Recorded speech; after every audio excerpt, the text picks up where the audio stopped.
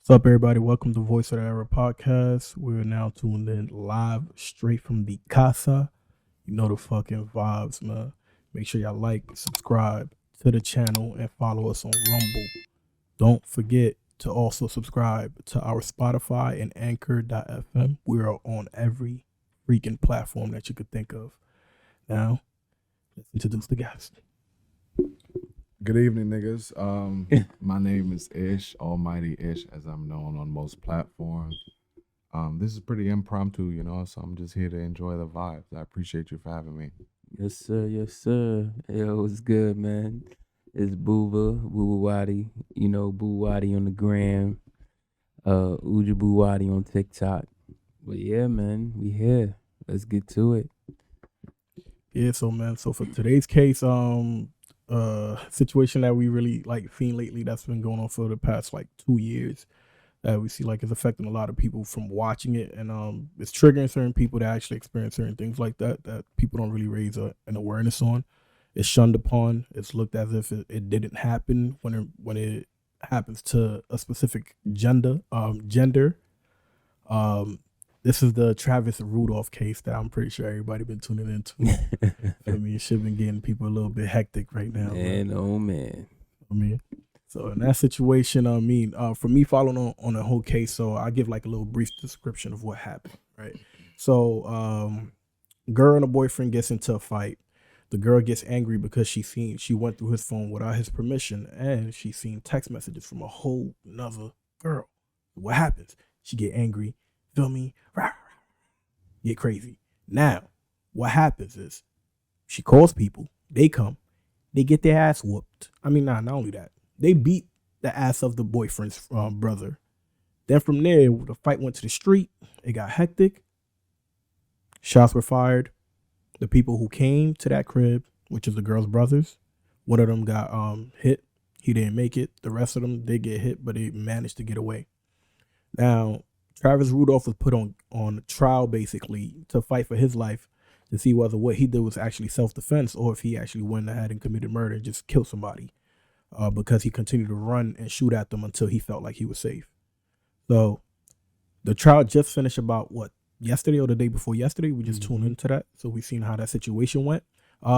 It's surprising that to all of us, we want him to win and he actually won. It's surprising, but we really deep down, we thought that he wasn't going to beat that because that's a whole trial against a woman's word before anything. Yep, that's a fact. What's y'all take on that one? Look, coming from a nigga who done beat charges in the same light, we could talk about that more on Patreon because niggas got to pay for my You gotta pay for that shit. But I'm happy for the man, and I didn't follow the case because that shit is kind of traumatic. Yeah. But I really want to hear a nigga like Charleston White's fucking take on this type of shit. Oh, nah, that nigga wild. Because for me, bro, it really boils down to accountability at the end of the day, bro. Yeah. And I tell people this, I give people this scenario all the time. As men, we not out here looking for other men or looking for issues or looking for ways to prove yourself, right? Yeah. The only time a man ever want to excuse me. The only time you'll find a man really barking like that is in defense of what? Family, his woman, his sister, his mom, right? But we live in a society where mom dukes ain't really level like that. Yeah. Or you getting really, the phone is ringing for bullshit.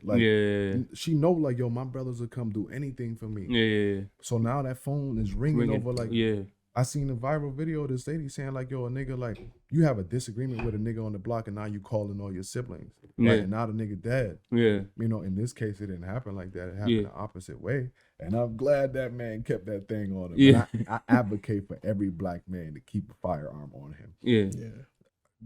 Irregardless of the state that we're in, that's up to you whether or not you're willing to take that risk or not. But I feel like you a fool if you live in America and you're not utilizing the law to the fullest extent, right? Because the law they're not cutting you no slack.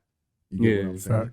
They're not putting you in a situation where it's oh well, he didn't know. You see that shit in the bus and the train, ignorance of the law is no excuse. Yeah, that works both ways in my mind. We have to use the law to its fullest extent. before we get played by it. Because at the end of the day, like, niggas is at the mercy of the system. Yeah. You know? Yeah. And I want to become, like, one thing my man's been telling me a lot lately, and I'm going to let y'all rock after this, is like, yo, I'm tired of bucking the system. He's like, we know that this shit is a game. I want to become the best player at this shit. Facts. You know? Rather than being like, nah, I'm not with that. You know? That's a fact. See, the situation with that is like, I bet, like, you see, like, we personally know about a bunch of cases where shit like this happened.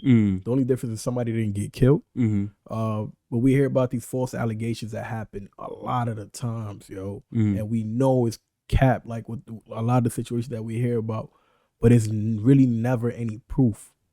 Now, she went, like, the whole point of the trial was basically to say that, like, for him to prove that he wasn't in the wrong and shooting somebody, but at the same time, it was trying to villainize him and ask him certain questions about what led to it. So they will keep questioning that he actually hit his girlfriend. What the fuck does that have to do with her calling? Like, yo, she called people to come to the crib to shoot the shit up. So it's like, why the fuck are y'all worried about him even laying hands on her, right? Which he actually did it. Y'all worried about him laying hands on her when this nigga's fighting for his life, basically. So that really don't make no sense. How they just wanted to push the narrative and continue with it and be like, nah, you beat her ass, so she was justified to call her brothers to come shoot your shit up. See, but the thing that helped him in that situation was that ring light camera. He had a ring light camera on the door. So she claimed that he had slammed her to the floor, all of that whatsoever. Now, when the prosecutor's asking him, or like her or whatever, she's like, oh, yes, he did that. And they was asking her again, like, yo, you sure? She's like, yeah. They showed a whole ring light video of this girl. The moment that her boyfriend was trying to open the door, she started beating on his ass, bro. And you know we see girls like this all the time in the hood, bro. We see this shit 24/7. I'm having flashbacks. You feel me? And all he did was like, yo, tell her to chill. Yeah. And then after all that, you still call your brothers, come shoot the shit up. Crazy. Lock that bitch up. Yeah. She got to go to jail. Accountability at the end of the day, like. And if you watch, I hope we clip it up and play it like in the episode. Oh yeah, facts. We definitely gonna play that shit. Her interrogation, her sitting on the stand. No sympathy. It was bullshit. Yo, no sympathy. She's like, oh, No do you sympathy. have some No sort sympathy. of evidence to show so I can recall what you're saying? She's like, oh, I didn't recall that. I didn't recall this. Like, No it's sympathy crazy. for the man that she put in this predicament. Yeah. No sympathy for her brother, cousin, or whoever that she called that lost his life. Yeah. And the other man that got shot. Yeah. You know? Like, I'm against all this black on black violence at the end of the day, but I 100% stand for a man protecting himself at the end of the day. You Like, trespassing on his property. Like, what is a man at the end of the day, right? Like, I've watched niggas brag about getting their ass beat by their girl. Really? Like brag on it in a sense where it's like, but I never put my hands on a woman. And it's like, yeah, I respect that 100%. They do that a lot. I respect it. Nah, niggas do that but a at the lot. same time, I can't respect you not respecting yourself, you know? Yeah. Like, you'll stand here and get wild on, like, my nigga, like, do you hold any value for your face or like your son or whoever's watching this situation and say like, it's okay for a woman to put her hands on you? Yeah. You know, that's crazy. I think we gonna touch on that next, you feel me? Cause like I do wanna get y'all mindset on that. But how I felt about the case was just like, it's crazy because at the end of the day, like, you know, it's a lot of women empowerment going on and, you know, like women, you know, being more respected and getting more rights and, you know, getting more, you know, value out here. But at the same time, you know, like, that shit sound crazy. It's crazy, but at the same time, crazy. you know, women getting respect now. You have to. It sounds crazy to have to say. No, it is, but at the same time, like, you know, you just gotta. They been getting respect, bro. Who? Here's what I say, and I agree. I think women always got the respect. Always. And the way I phrase it is like, I be going back and forth with the women in my life, and I'm like, yo, if anything, I'm in servitude to y'all. Like, for the rest of my life, I'm indebted to y'all. Yeah. You get what I'm saying? Yeah. We grew up from women, bro. Like, you know what I'm saying? So it makes sense. But yeah, man, it's just crazy. Like how you could just do that. Like, try to harm somebody that you so called with.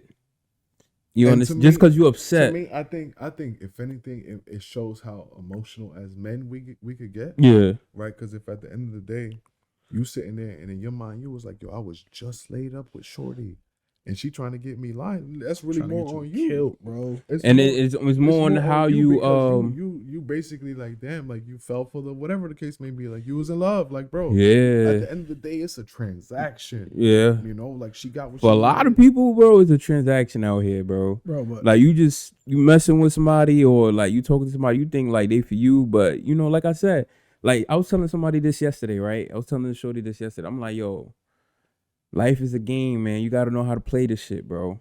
You get what I'm saying? Because at the end of the day, you could get caught in the traps of the game, and you got to find a way to get yourself out of it.